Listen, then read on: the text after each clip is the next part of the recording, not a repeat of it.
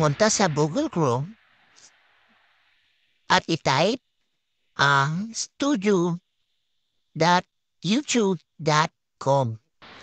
Pagkatapos, antayin na mag-loading ito.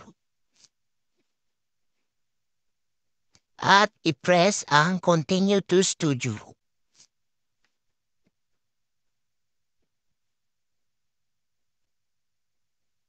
At ayan to, nakikita nga po ninyo na nakalagin na po ating YouTube Studio. Pindutin lamang po at isom sa pinakakanan para makita ang music icon o music logo at pindutin po ito. So, ayan na po, nakikita na po natin yung napakaraming music. Pwede po tayong mamili dito kung alin po yung gusto nating na music para sa ating mga content o mga vlog. So, libo-libo po yung mga music na nandito at paniguradong marami po tayong pagpipilian. Sa tabi po ng music, pindutin po ang play button para marinig po ninyo ang music. Libo-libo po yung mga music na nandito at iba-ibang genre.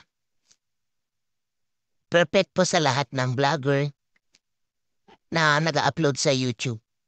No copyright na po pala ito.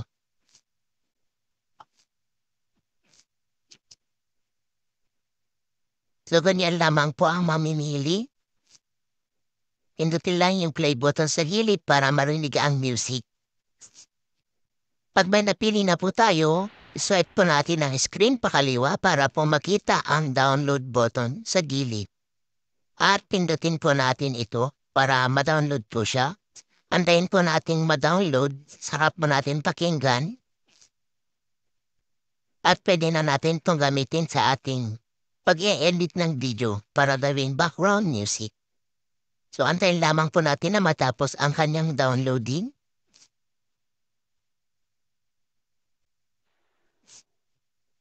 Ayan po, tetesting na po natin. Our hearts beat to the city streets. We began to...